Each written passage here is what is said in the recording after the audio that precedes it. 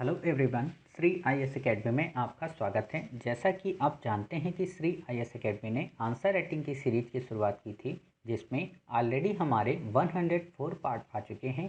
ये हमारा 105 पार्ट है। इसमें हम देखेंगे कि आपके द्वारा हमारे टेलीग्राम चैनल पर किस प्रकार का प्रश्न भेजा गया, उसे आपने किस तरीके से लिखा और वास्तव में उसे आपको कैसे लिखना चाहिए। तो चलिए शुरू करते हैं। जैसा कि आप देख रहे हैं, ये प्रश्न आपके द्वारा हमारे टेलीग्राम चैनल पर भेजा गया। तो सबसे पहले हम आपके प्रश्न को पढ़ेंगे, फिर आपके उत्तर को पढ़ेंगे और फिर देखेंगे कि वास्तव में इसे कैसे लिखना चाहिए। आपका प्रश्न है, भारत में क्षेत्रीय साम्राज्य स्थापित करने की फ्रांसीसी महत्वाकांक्षा पर टिप्पणी कीजिए। काफ़ी सरल प्रश्न है, काफ़ी अच्छा प्रश्न है। आपने लिखा है, भारत में फ्रांसीसी कंपनी को अपना साम्राज्य स्थापित करने की महत्वाकांक्षा प्रथम कर्नाटक युद्ध में ब्रिटिश कंपनी से विजय प्राप्ति के बाद जागृत हुई होती है। फ्रांसीसी कंपनी फ्रांसीसी सरकार के अधीन एक व्यापारिक कंपनी थी जो भारत में व्यापार करने के उद्देश्य से आई थी।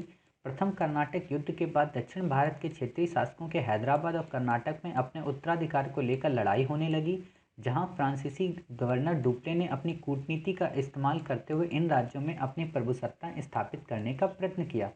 लेकिन फ्रांसीसी सरकार की रुचि यूरोप में थी और फ्रांसीसी कंपनी फ्रांसीसी सरकार के वित्त और विशेषाधिकारों पर कार्य करती थी।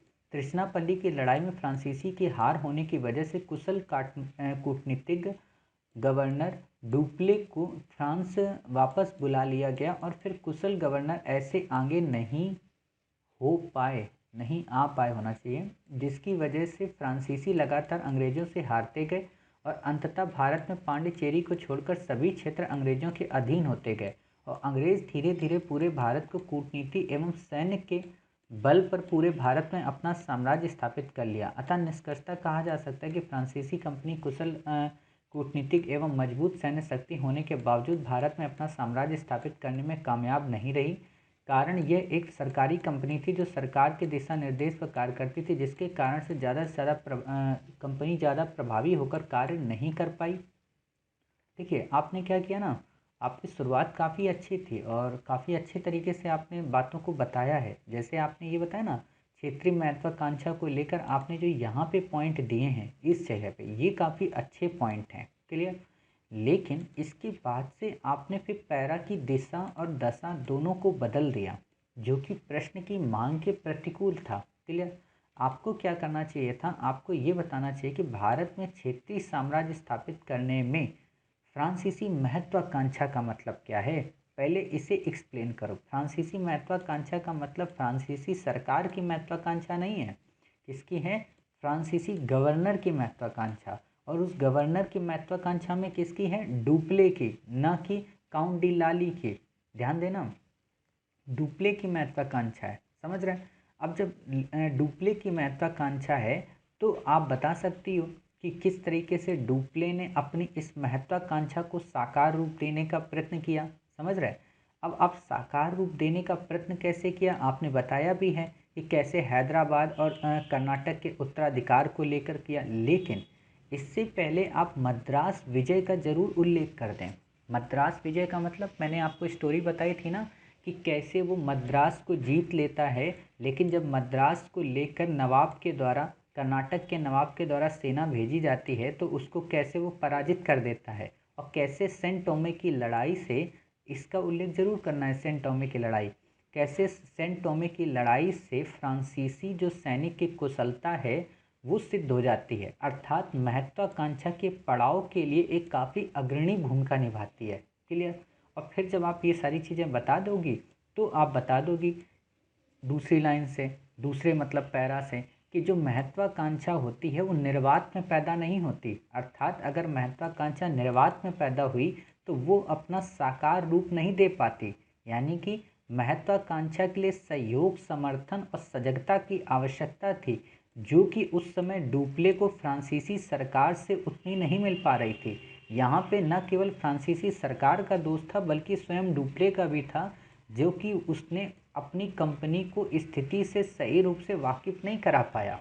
क्लियर। और फिर आप बता दोगे कि हालांकि फ्रांसीसी महत्वाकांक्षा इसलिए भी सिद्ध नहीं हो पाई क्योंकि उस समय वो जिस साम्राज्यिक शक्ति से लड़ रही थी उसे मद्रास की अपेक्षा बंगाल से कई प्रकार के संसाधन मिल पा रहे थे, साथ ही वहाँ की उस मातृ देश की सरकार का सहयोग मिल पा रहा था, जिस कारण वो लोग अपनी महत्वाकांक्षा को साकार कर पाए। अर्थात महत्वाकांक्षा के जो मोती है वो निष्ठुरता की सीपी में पलती है। समझ गए? ऐसे आप इस प्रश्न के उत्तर को गढ़ सकती हैं। समझ गए? तो आपको ऐसे लिखना है। आपने शुरुआत अच्छी की, आपने जो दूसरा पैरा लिखा बहुत ही अच्छा लिखा, क्लियर। लेकिन आपके इसके बाद मैंने सोचा कि आप इसको आप और अच्छे से एनालिसिस करेंगी, लेकिन आपने इस चीज़ को एनालिसिस नहीं किया, क्लियर। आप होता क्या है ना, देखिए एक चीज़ मैं आपको बताऊं, हम लोग जब कोई आंसर लिखते हैं तो उस वक्त हमारे मन में एक डर रहता है। डर किस चीज़ का? कि कहीं हमारे सारे पॉइंट छूट ना जाएं, और सारे पॉइंट डालने के चक्कर में हम प्रश्न की भावना को समझ ही नहीं पाते। समझ रहे? तो इसलिए प्रश्न की भावना को समझते हुए ही हमेशा उत्तर गढ़ें। आप जब भी प्रश्न देखा करें, मेरा ये मानना है कोई भी पर्सन जब प्रश्न देखा करें तो प्रश्न देखते वक्त ये समझा करें कि आखिरकार पूछा क्या है। तो आप देखोगी आपसे पूछा है भारत में क्षेत्रीय साम्राज्य स्थापित। क्षेत्रीय साम्राज्य का क्या मतलब होता है? कि कर्नाटक और हैदराबाद में विजय प्राप्त करना, समझना। दूसरा, फ्रांसीसी महत्वाकांक्षा, अर्थात ये महत्वाकांक्षा केवल फ्रांसीसियों की नहीं थी, तो फ्रांसीसियों की महत्वाकांक्षा आप पहले बता दोगी, लेकिन फ्रांसीसियों के पैरेलल ही अंग्रेजों की भी महत्वाकांक्षा चल रही थी। तो जो दो महत्वाकांक्षा जब आपस में टकराई, ये इसका तीसरा उत्तर फ्रेम है। दो महत्वाकांक्षाएं जब आपस में टकराई तो वही महत्वाकांक्षा वास्तव में साकार रूप ले सकती थी, जिसके पास धन था, जिसके पास जन था, जिसके पास सहयोग था। अर्थात फ्रांस के पास ना तो धन था, ना ही जन था, और ना ही सरकार का सहयोग था, इसलिए उनकी महत्वाकांक्षा साकार रूप ले नहीं सके। क्लियर? तो महत्वाकांक्षा को साकार रूप लेने के लिए परिस्थितियां भी उत्तरदायी होती हैं, और वो परिस्थितियों की गति उस वक्त फ्रांसीसी गवर्नर और फ्रांसीसी सरकार के अनुकूल नहीं थी। अतः फ्रांसीसी अपनी उस प्रबल महत्वाकांक्षा में असफल हो गए। क्लियर? हालांकि इस प्रबल महत्वाकांक्षा की असफलता के पीछे कई अन्य कारण भी जिम्मेदार थे। क्लियर? तो आप ऐसे निष्कर्ष दे सकते हो। समझ गए? तो उम्मीद है आपको इस प्रश्न का उत्तर समझ में आ गया होगा। कई सारे लोग इस प्रश्न का उत्तर इस तरीके से भी बता देते हैं, हालांकि मेरा मानना है वो प्रश्न का उत्तर फिर अधूरा होता है। वो क्या करेंगे, पूरी पृष्ठभूमि दे देंगे कि आखिरकार डुप्ले ने किस तरीके से एक एक घटना का जिक्र कर देंगे, कैसे मुजफ्फर जंग, चंदा साहिब, अनवरुद्दीन, और कैसे इन सबको पराजित किया, धीरे धीरे करके कैसे इन्हें विजित किया, बाद में कैसे मोहम्मद अली अनवरुद्दीन का पुत्र शासक बनता है। ये कहानी आपको नहीं लिखनी है। महत्वाकांक्षा की शुरुआत कहाँ से हुई ये बता देनी है, यानी कि मद्रास से। क्लियर? उस महत्वाकांक्षा को साकार रूप कैसे मिला आपको ये बता देना है। उस समय के उत्तराधिकार की लड़ाई ने उस साकार को और प्रबल बनाने के लिए क्या हुआ वो बता देना है। साकार क्यों नहीं हो पाई? क्योंकि त्रिचनापल्ली के घेरे के बाद उसे वापस बुला लिया गया। हालांकि जो अन्य गवर्नर आए वो भी महत्वाकांक्षी थे, लेकिन वही बात थी कि सरकार का सहयोग नहीं था। क्लियर? तो इसलिए केवल व्यक्तित्व के महत्वाकांक्षी हो जाने से कोई बड़ा साम्राज्य नहीं खड़ा होता, जब तक कि सरकार और जन और धन का सहयोग उसके साथ न जुड़ा हो। अर्थात जब तक राजस्व, राजत्व और राज्य अधिकारियों का पूरा प्रबल समर्थन ना हो, तब तक एक बड़े राज्य का निर्माण ही नहीं हो सकता। समझ गए? तो आप ऐसे भी लिख सकती हैं। उम्मीद है आपको इस प्रश्न का उत्तर समझ में आया होगा। साथ ही आपको ये भी पता चला होगा कि वास्तव में इसमें हमें और कौन से नए पॉइंट ऐड करने हैं और कौन से नए पॉइंट ऐड नहीं करने। क्लियर? तो उम्मीद है मिलते हैं आप ही के द्वारा भेजे गए एक नए प्रश्न के साथ। तब तक अपना ख्याल रखिए और स्वस्थ रहिए।